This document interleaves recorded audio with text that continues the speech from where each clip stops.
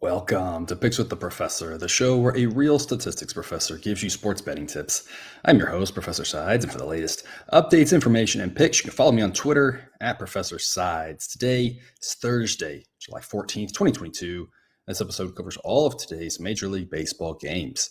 In case you're new here, I've built a mathematical model for win probability, totals, hitter and pitcher projections, and of course, look at that weather data in order to make one side pick and one total pick on every game played Monday through Sunday.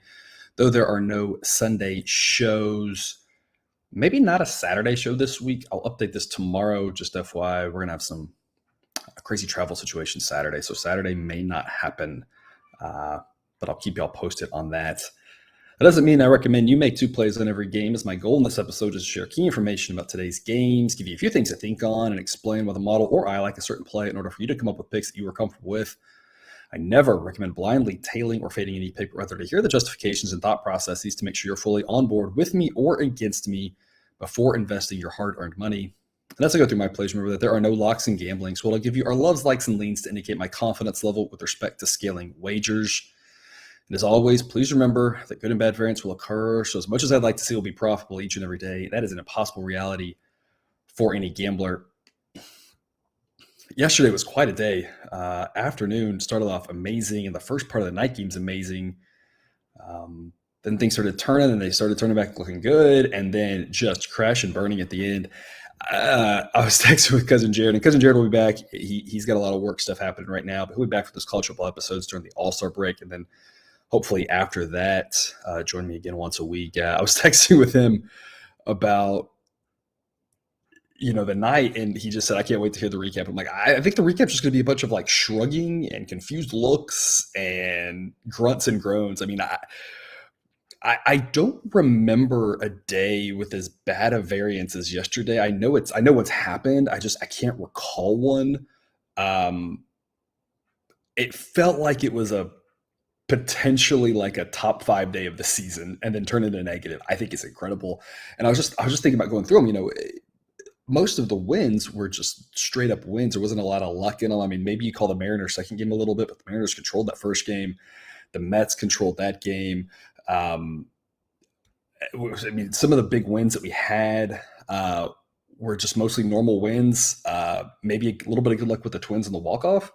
But there wasn't much there. But then the bad luck, they had the Diamondbacks. It was only a lean, but the Diamondbacks having that lead and blowing that one at plus odds. The Pirates, I don't know how they lost that game and the total. 1-0 game in the eighth. Total goes over. Pirates have multiple leads in that one and can't hold it. Get two in the top of the 10th, and you're thinking that's pretty solid. They can't pull it out. The Cardinals had a huge lead that was blown. The Guardians, even money there, lost a 1-run game. The Reds have multiple chances in that one up. And again, it was, I never really thought the Reds going in were going to win. I talked about it yesterday, but that's why I take those plus odds is that weird things happen in baseball. And you thought, man, the Reds might do this. And they couldn't even in the top of the 10th, first guy gets a base hit. You're thinking, okay, like they got a chance. And then couldn't get it done.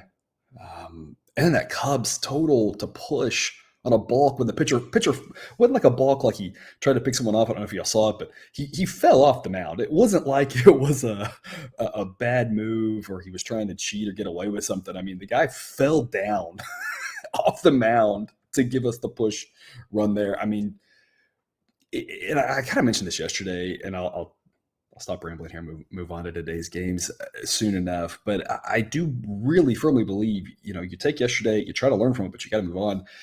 Things like yesterday are really tough because I don't know what to learn off of that, and I really don't. When you have that many times that you got those shots on goal with plus dogs and they're right there, it feels like a situation where you say, we want to just keep chugging along because we're going to get some bounces and a couple different bounces, and all of a sudden we're talking about 3 or 4 big plus dog winners and just a huge day. So it's kind of what it feels like with all those close chances that we had there. But on the other hand, I'm well aware that most of them didn't turn out. And so it's kind of frustrating, and you don't want to overreact. You don't want to say, oh, well, like underdogs never win. Obviously, we know that's not true. So it's a real tough thing. I haven't made any changes to the model or anything. It's just trying to think about how I grade the confidence on these and how we're scaling our wages and everything. And like I said, it feels like it's right there yesterday, and I think a couple things go differently for us, of course. And so it's a tough place to be because I don't want to just blindly say, well, let's just keep losing like yesterday. But on the other hand, I just can't help but think that if we keep doing that process and get these sort of games, all we needed was a couple to be positive, and we could have had 4 or 5 flip and been just a banner day. So a tough one to swallow.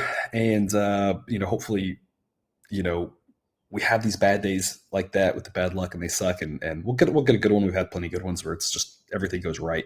Those are a lot more fun. We'll aim for one of those, hopefully. But before we get to today's game, some reminders. Please hit that like button if you're on YouTube. Also, if you aren't yet, please consider subscribing or following. It's free. And the only way, assuming you turn notifications on, to ensure you don't miss any of the college basketball, MLB, or college football content that this channel provides. Share with a friend if you know others in the game. Hit me up on Twitter or drop a comment if you're on YouTube. I love those and try to respond to as many as I can. We've also partnered with Horse Racing Today. You can find their stuff at horseracingtoday.net for those of you who like the horse racing. We've got a team of 5 with tons of experience in handicapping horse races, trying to figure out where to invest your money there. Again, if you like playing the ponies, they've got a play of the day. They've got a YouTube show that goes through more of that. Today, their best bet is at Delaware Park Race 2.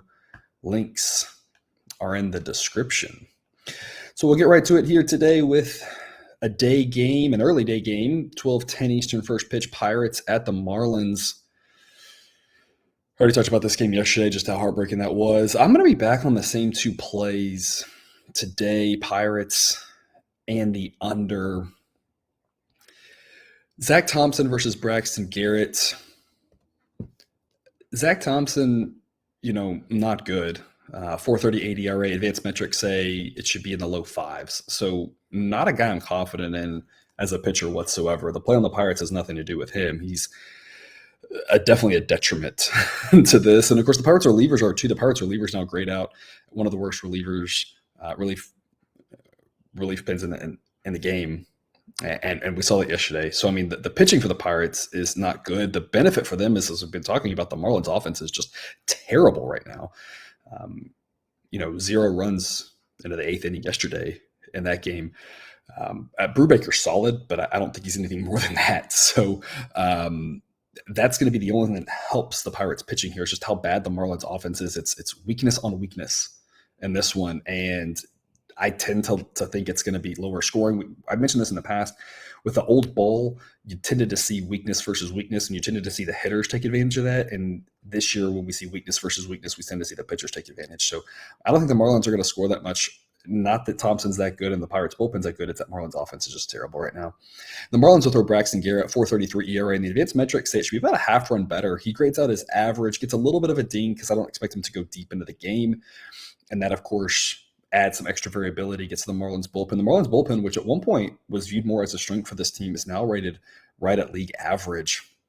Of course, the Pirates offense isn't very good either. So I like this under at 7.5. It's only a lean, though, because the pitching just isn't that great to make me feel that confident. The model spits out a number of 7.4.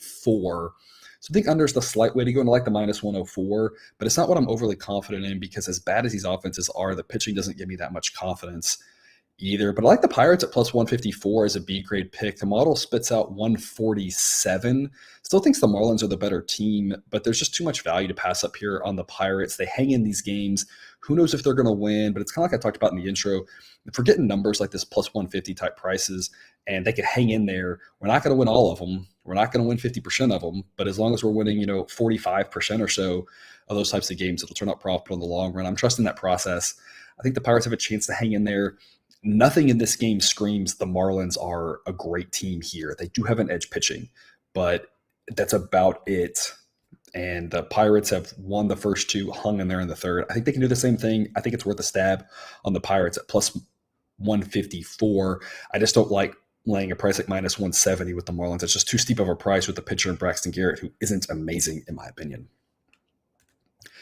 The other afternoon game, a late afternoon game, 3:10 Eastern first pitch. Padres at the Rockies.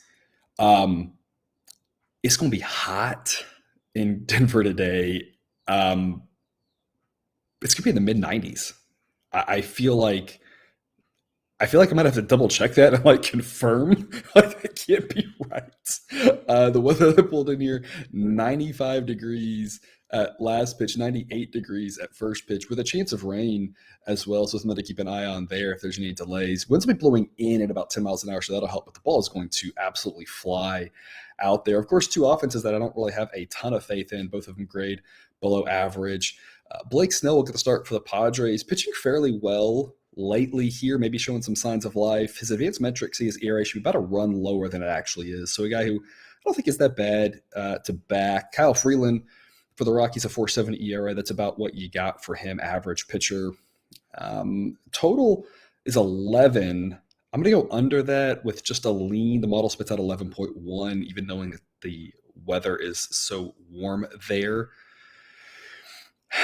But it's so warm I can't go too heavy on that grade. I do think, though, that both pitchers are good enough to keep these offenses kind of in check. But again, you never know with Coors. You sometimes see games with 7 runs, sometimes with 17 in that atmosphere. So just not a lot of confidence there. It's not one that, if it wasn't Snell and it was like a guy like a Nick Martinez, maybe you think, okay, there might be a good chance for the Rockies to score. Padres offense will get a few off of Freeland. All of a sudden we could get up to that number pretty easily. As it is, I don't really know. I think Snell's a good enough pitcher to hold down this Rockies offense, but with that heat, I'm not comfortable going too heavy on this under. And I'll take the Padres at minus 129 with a B grade pick.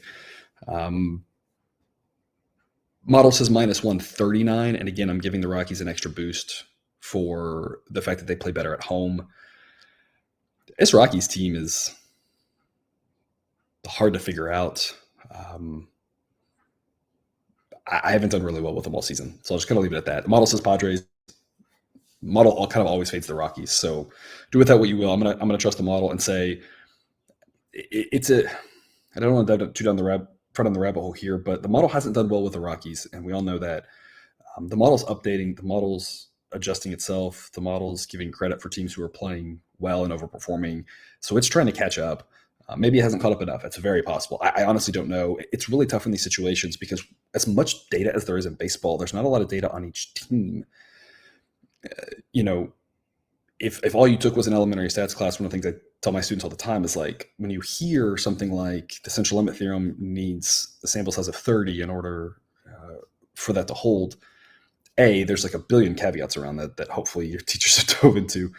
But then B, that's like not a rule of thumb for everything, right? There's no such thing as like 30 does any magic number for you. So it's like, yeah, we've got a decent amount of games on some of these guys, but there's still a lot of random variability, especially when you talk about a round bat hitting a round ball.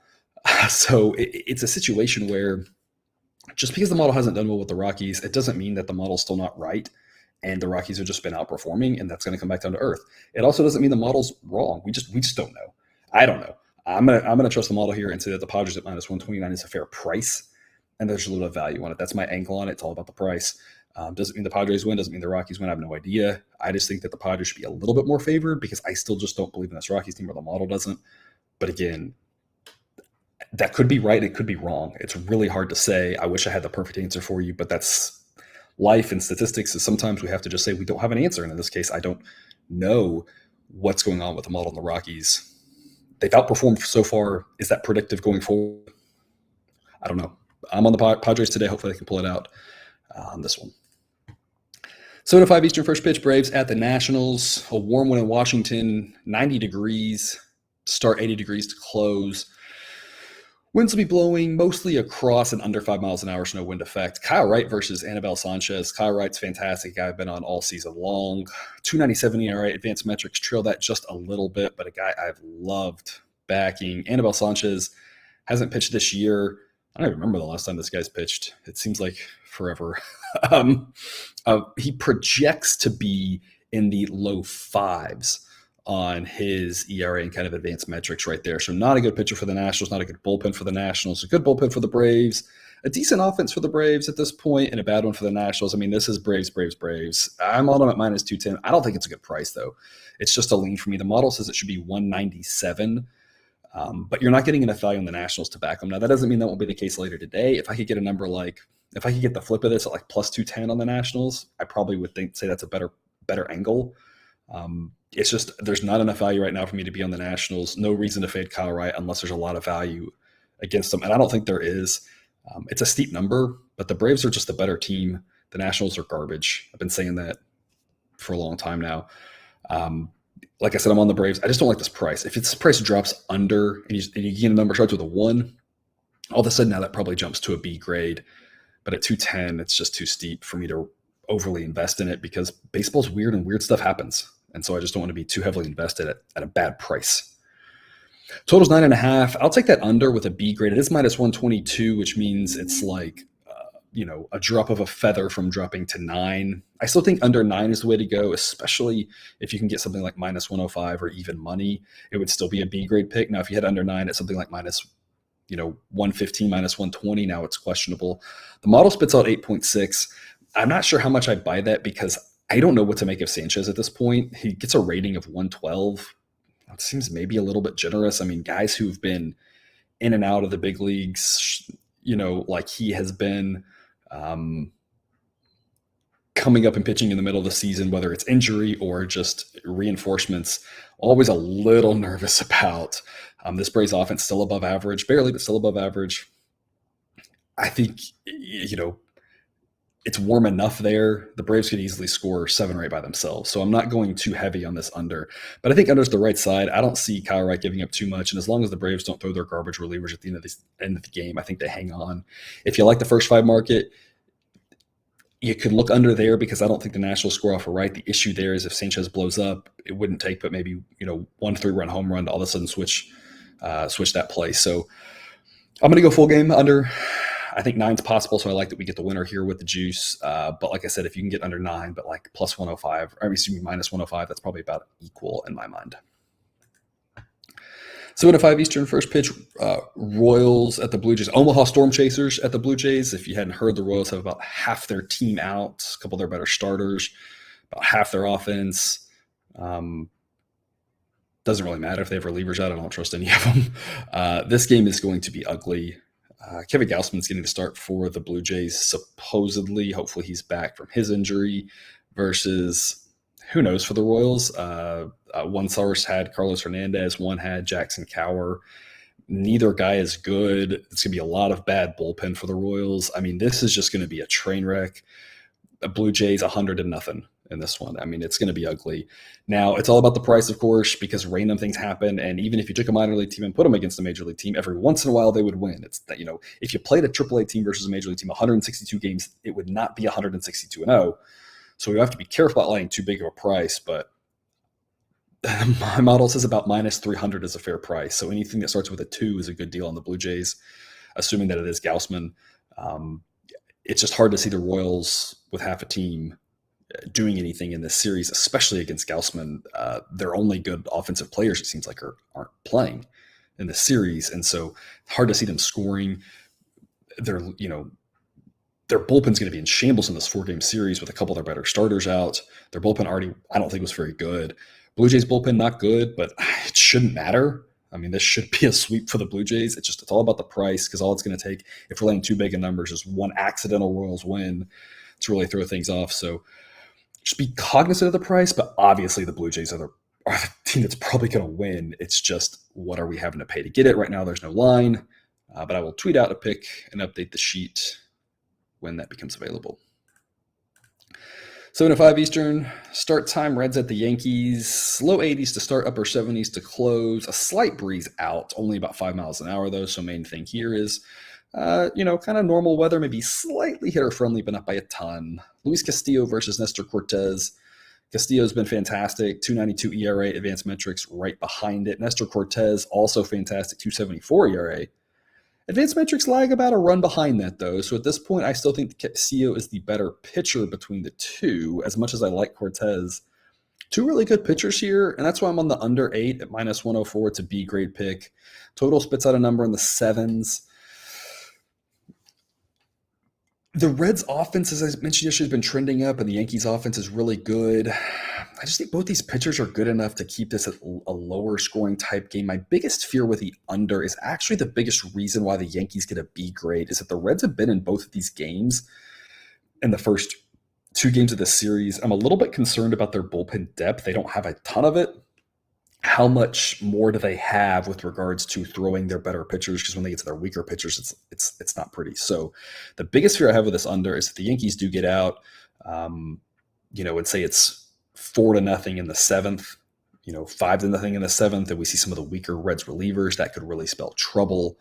But otherwise, I really like both these starting pitchers, and I'm not sure, as good as the Yankees offense is, they're going to have a hard time scoring 5 off of Castillo. It's not like it's a 95-degree night with the wind blowing out. So I think this stays lower scoring. I like the under B-grade pick, and I like the Yankees a B-grade pick at -184. Actually, a little bit of value on this number. The model says 191, and as we've done before, anytime the model has said there's value on the Yankees, I tend to jump pretty hard because of the fact that when that's happened, the Yankees have been such a profitable team to back. It hasn't always worked, but it's worked way more than it hasn't. They've been one of our more profitable teams to back.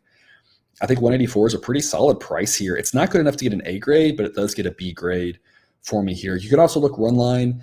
I just don't love the run line market. I don't have a ton of success there, so I don't really know how to handicap it any better. I think just lay a little bit of the odds. That way you still have a chance for that walk-off.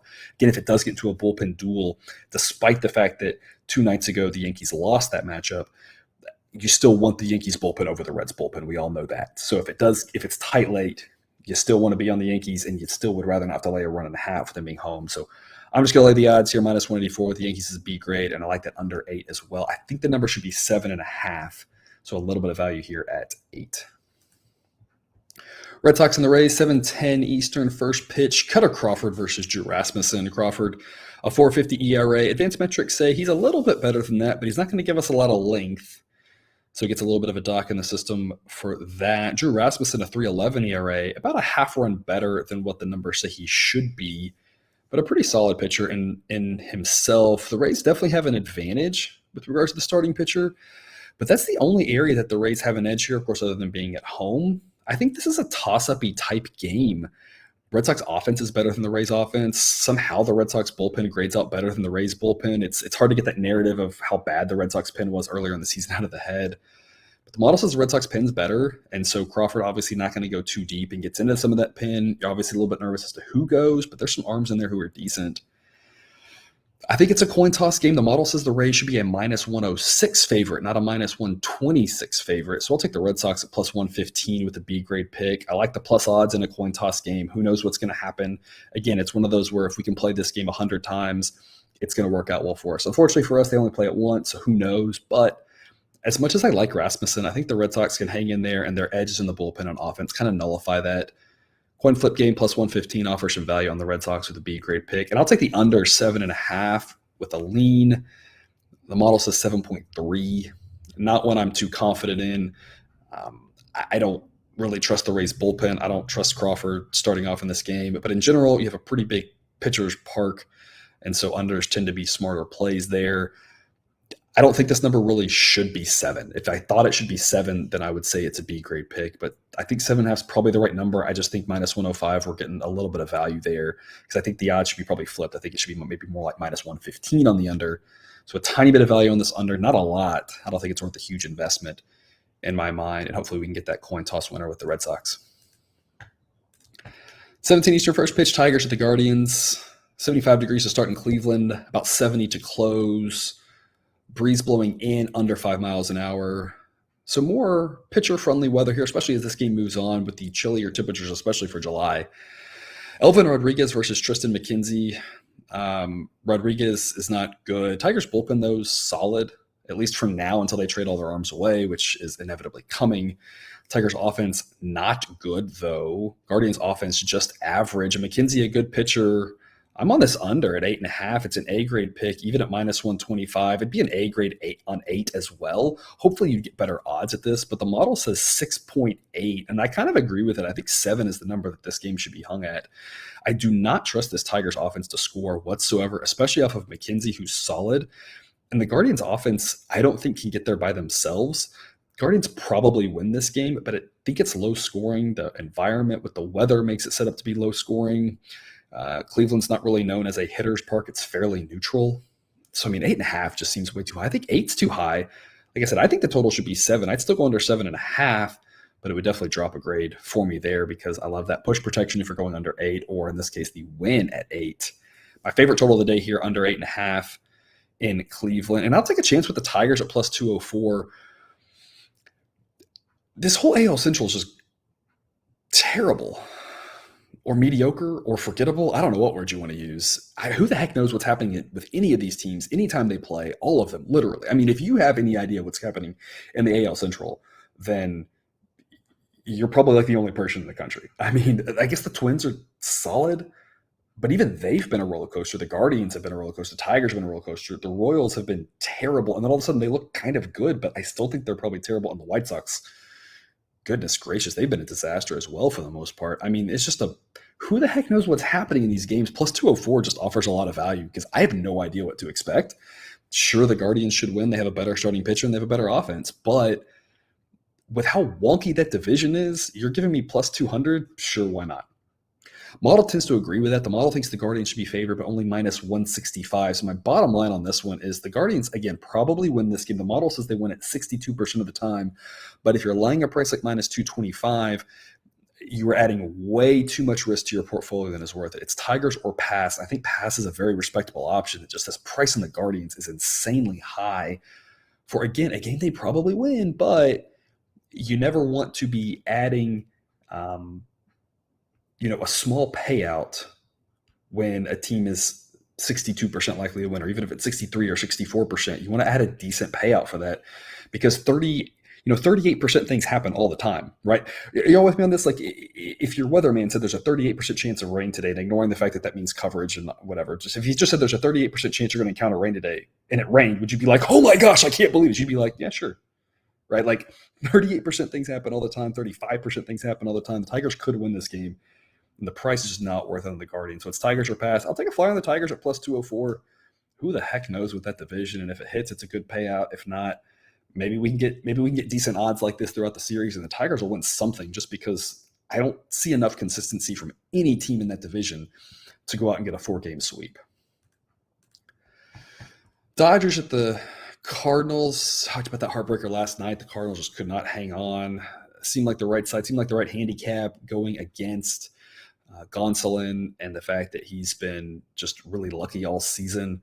And that Cardinals bullpen, which had rated out as a little bit above average, now after last night, it rates out as a league average, just really falling apart. Of course, the Dodgers offense is good. I talked about that. That's the reason the Cardinals were underdogs. Dodgers have an edge on offense going up against anybody in the league. I think maybe, it's questionable against the Yankees and Astros, but that'd be about it. And otherwise, this Dodgers offense is fantastic. And they showed it last night. It'll be a warm one today in St. Louis, 90 degrees to start, mid-80s to close. Winds will be blowing in, but at 5 miles an hour or under, so not going to really help us too much for the pitchers there. I'll go under 9 at minus 120. It's too hot to have more confidence than that. And these teams have scored too much for me to have confidence. But the model does say 8.4 should be the total. So a tiny bit of value on the under, but with the heat and with the way these offenses can score, it's not one I want to be too heavily invested in. It's just one of those, just because there were a bunch of runs last night or the night before, doesn't necessarily mean we'll see them again. Both offenses are very good, but all these pitchers involved in this game are not bad. And so 9 just seems like a little bit too much, especially in a year where scoring is still down. I'll go under, but not one I'm very confident in. Same thing if you're going under 8.5, you need to get good odds, or else it's just either a complete stay away, or maybe at some point you start thinking about going over if the number keeps dropping too much. It's priced fairly right, in my opinion, though. My main play here is on the Dodgers, minus 151. It's an A-grade pick. The model hasn't liked the Dodgers a lot, so it's kind of like the Yankees. Anytime there's an edge on some of these good teams, I want to jump all over it. The model likes Tyler Anderson a lot. 3.15 ERA, and the advanced metrics are only about a half run worse, so it's not like it's complete smoke and mirrors from him. I like this guy. I think he's a better pitcher than Dakota Hudson. Hudson was a guy who started off really well, but I kept saying was a little bit of smoke and mirrors, and you've seen that recently. His ERA's climbed to 4 now. Advanced metrics say it should be 4.5. So a guy who rates out as a below average pitcher, I think the Dodgers take advantage of that with that offense. I think they can score plenty of runs. I'm not sure the Cardinals are going to score that much off of Anderson. Then it's just about the Dodgers bullpen holding it down. I think this is a like 6-2 type Dodgers win. A grade pick from the Dodgers. Minus 151 is pretty good value. In my opinion, the model says minus 164. And given the model doesn't like some of these really good teams as much as the sports book do, just because it expects a little bit of you can't be this good always type thing. Like I said, anytime there's a decent edge on Dodgers, Yankees, Astros, I want to jump all over it. Dodgers A grade pick from here. I think there's value at a number like minus 151. 7:40 Eastern, first pitch, White Sox at the Twins. Mid 80s to start, upper 70s to close. Winds will be blowing in from at 5 to 10 miles an hour. So a little bit of help there with the wind, not a ton, little. Kind of a normal July night in Minnesota. Johnny Cueto versus Sonny Gray. Cueto with a 2.90 ERA. Advanced metrics, they'll have him a full run higher than that. Gray with a 3.03 ERA. Advanced metrics, a half run higher than that. So neither pitcher as good as those ERAs, but two pitchers that I like. Cueto still grades out as average. I think that's probably pretty fair. He still projects a little bit worse, but I don't really see why he can't keep up this the streak that he's pitched well on. Again, I don't think he will be as good as that sub-3 ERA, but I think he could be near that. His underlying metrics aren't as bad as they were in years past as he's struggled, as he's aged. So I think he's solid enough. I mean, not great, but I think he's okay. And Sonny Gray's a pitcher who I like as well. I think both these pitchers are pretty solid. So I'll take an under 8.5 with a B grade at minus 105. The model says the total should be 8. So anytime you get about a half run discrepancy and minus 105 odds, that offers pretty good value. So I'll be under 8.5. B grade pick is my best play in this one. And I'll take a flyer on the White Sox at plus 142. The model says it should be 138. So it says there's a little bit of value here on the White Sox. Again, as I talked about with the AL Central, who the heck knows?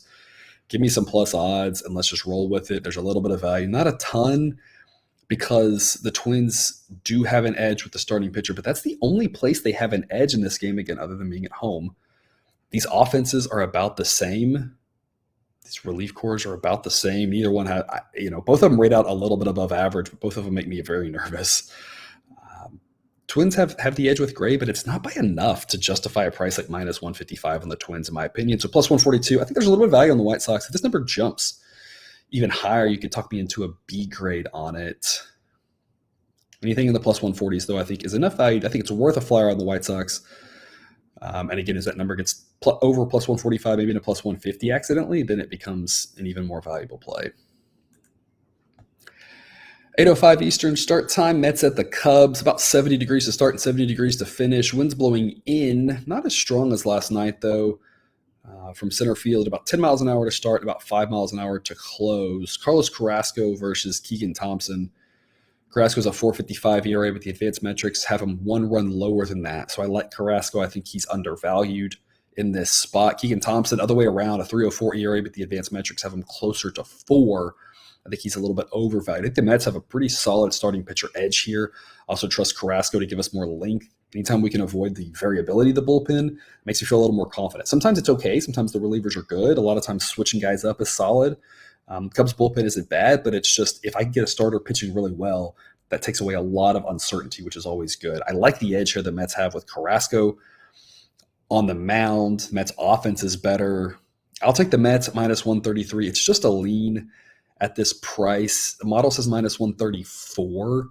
If I could get a number that starts with it's in the 120s, 129, maybe even minus 130, I think the Mets are worthy of a B grade. It's just not quite enough value on the road. I like the Mets, though. I think they're on the right side. I think they win this game. I'm just looking for a little bit better of a price before I put that second unit on it. It may never happen, but if nothing else, I've at least got the 1 unit down on them at minus 133. And I like the under here. Under 8, it's a B grade pick. Hopefully we can avoid pitchers falling off the mounds like last night. But it is still a cooler night in Chicago when blowing in. Thompson, as I said, I think is a little bit overrated, but he still rates out as average. Mets are going to score some runs, but I don't think the Cubs will. 8 just seems like too much. The model spits out a number of 7. I think 7 probably is the right number here. It's only not an A grade because that minus 120. If this was like minus 110, minus 105, it definitely would be an A grade. It's a B plus grade as it is. It's just a little bit steep on the odds for me on this one. So like I said, B plus grade on this under 8, almost an A grade. If you can get some better odds, I think it's worth it. I just don't think there's a lot of runs in this game. Like I said, I don't see the Cubs scoring much. And the pitchers that the Cubs are going to throw are good enough to keep the Mets, I think, from scoring too many runs tonight. Still 8:05 start time. Mariners, 8:05 Eastern start time. Mariners at the Rangers. I don't know what I'll say about the Mariners. I mean, we love the Mariners around here. They've been really good to us of late. Skyrocketing the ratings of my favorite teams. They'll throw Marco Gonzalez tonight against Martin Perez, a massive starting pitcher mismatch. So, I mean, the Mariners, threw out Tommy Malone for a bunch of innings yesterday, and that worked for them. So, I mean, it tells you that like the Mariners can, drop a fishing line in the middle of the lake with no bait on it and catch something, right? I mean, that's kind of what's going on with the Mariners right now, the way they're playing. Tonight's going to be just as big of a task. The Rangers are not as bad as the Nationals. I don't think they're very good. But Martin Perez is a much better pitcher than Marco Gonzalez. So it's quite the uphill battle for a Mariners team that's just been on fire. Obviously, the team that's offered a great value, but tonight's just a tougher task, in my opinion. It's the reason why I don't give him an A grade tonight, because fading Martin Perez has not been a good thing for most people this year. In an interesting case here, both of these pitchers have outperformed their metrics. Marco Gonzalez has a 3.24 ERA, but that's boosted by some good luck and the fact that he plays in such a pitcher-friendly ballpark. Tonight, going up in a more neutral park as opposed to Safeco, which is, or T-Mobile, I guess is what it's called now, which is just really friendly to pitchers. So I don't think that Marco Gonzalez is nearly as good as that 3.24 ERA. Now, I think he can replicate those results to some extent at home, but I still think his ERA is going to come up when he faces some better teams, when he has, those bad bounces, which happen over the course of the season, and as he pitches more games away from Seattle. So the advanced metrics say his ERA should be more around 5. Martin Perez at 2.72 ERA, but the advanced metrics say it should be in the mid to low 3. So maybe not quite as good as he's been, but still a very good pitcher. Again, huge starting pitcher edge for the Rangers. But that's the only place that they have an edge. I still think this Mariners offense is better than the Rangers offense, and this Rangers offense doesn't perform as well, or doesn't project as well against lefties due to the fact that they're a more left-handed heavy team with some of their top guys. So I think that the Mariners have an edge on offense. The Mariners have an edge in the bullpen for sure. It's a coin tossy type game. The model says the Mariners should be slight favorites. It says the Mariners should be a minus 102 favorite. So at plus 107, it's enough value for me to give them a B grade. I like the Mariners. It's just I can't give them an A grade today, as good as they've been to us, just because Marco Gonzalez versus Martin Perez scares me. But I'm still going to back the Mariners. They're our boys. We're going to ride with them. With regards to total, I'll go under 8.5. Model says 7.4, but with Gonzalez pitching and not knowing exactly what he's going to do, and the fact that these Rangers games have just been mostly bonkers with how many runs they've had lately, it's not what I'm overly confident in. It's just a little shell shock. I think the numbers would say it's a B grade pick. So it's a C plus pick, I guess I would say. Martin Perez is good enough to hold down this Mariners offense. And I don't think the Rangers scored too much. I don't think their offense is that good against lefties. So I think under's the right look. But there's just too much variability and too much weirdness with the Rangers and too much bad Rangers bullpen, right? You need Martin Perez to go 8 innings. If he goes 8, I really like this under. But otherwise, it's like how many innings we get of this Rangers bullpen is very scary for an under. So it's just a lean on this under 8. I just can't quite get there. Too much nervousness with the Rangers pen, I guess. 8:07 first pitch, Astros at the Angels. A warm one in Anaheim for normal. Low 80s to start, mid 70s to close. Winds will be blowing out all night at about 10 miles an hour. So a little bit of a help there from the wind, potentially. Framber Valdez versus Reed Detmers. Framber's fantastic, 2.64 ERA. Advanced metrics say low 3s. Rates out as a very, very good pitcher in the database. Reed Detmers, 4.22 ERA. Advanced metrics say it should be about a half run higher than that. So a huge edge in the starting pitcher department for the Astros, a huge edge in the reliever department for the Astros, and a solid edge offensively, and they get a little bit of boost off of the handedness edge as well here. I think the Astros have huge edges everywhere. The model says minus 185, so I'm on the Astros with an A grade at minus 159. They're going to really enjoy not facing Shohei Ohtani. I mentioned that yesterday. That was my fear. My fear with backing either team yesterday was both those pitchers are just guys you don't want to fade. Javier's been fantastic for the Astros. Got hit around a little bit, but fading him has not been profitable this year. But Otani's been that same way. Other than a couple starts, he's been just outstanding. So, biggest thing tonight is the Astros don't have to face Otani. Otherwise, this Astros offense is mostly rolling. Minus 159 is a gift of a price. Like I said, this should be out in the minus 180s. I'd be comfortable playing the Astros at a number close to minus 200. Probably not quite to that number, but pretty close to it. I'd still play them.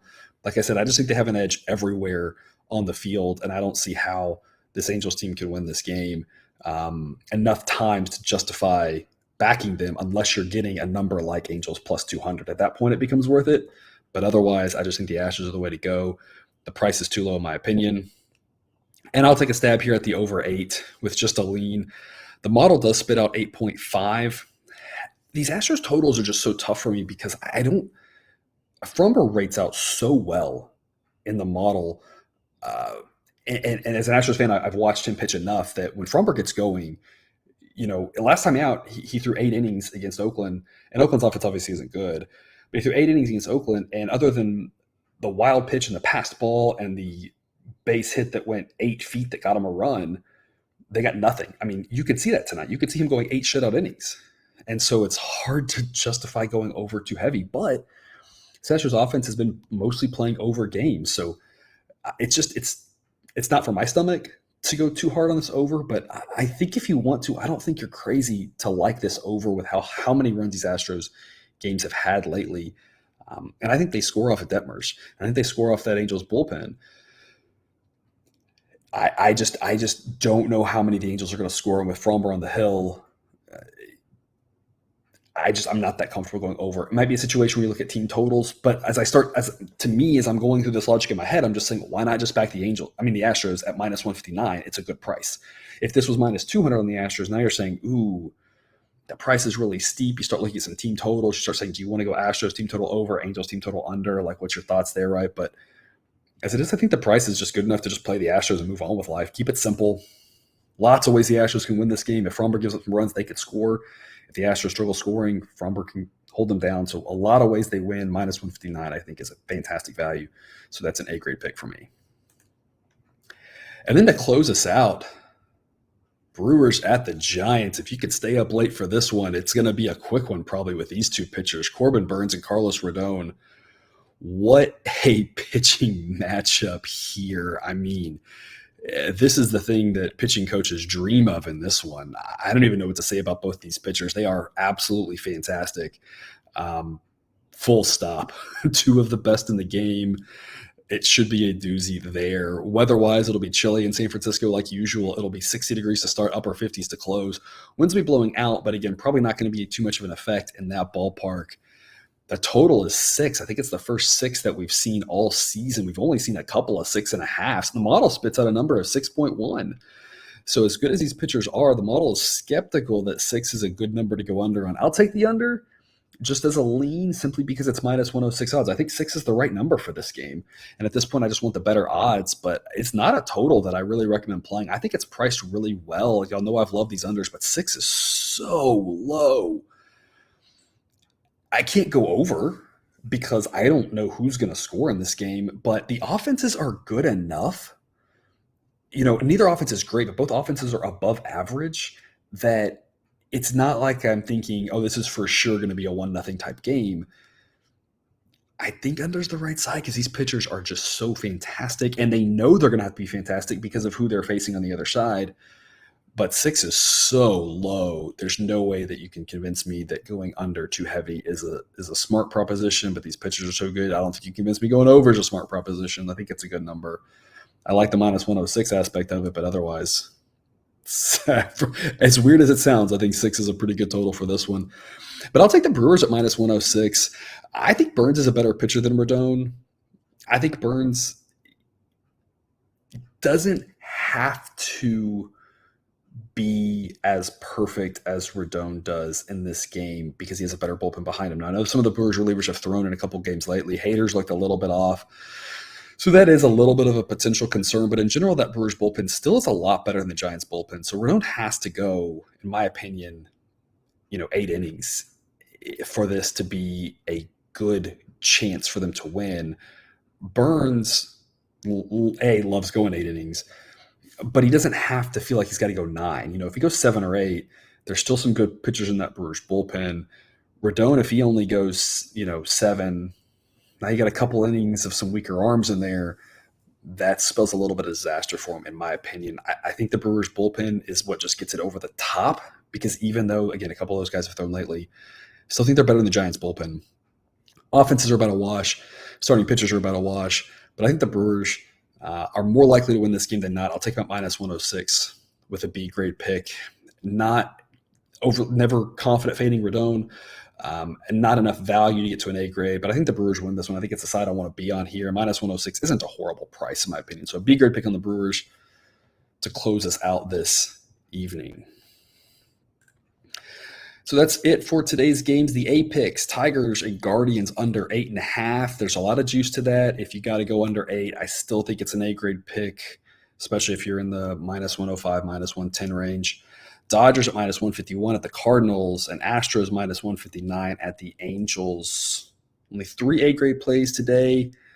Some better numbers, in my opinion. I like those 3 the most, but I still think there's some good value across the board elsewhere. Hopefully you found something else that you liked there as well. And that's all I have for you today. Thanks for tuning in to another episode of Picks with the Professor. A reminder, check out the Google Sheet for model picks, projections, and results. You can find that link and more at the website, www.pickswiththeprofessor.com.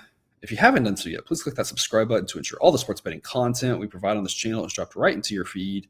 I will see you tomorrow, and until then, remember, you can get your betting money, but please don't bet your eating money.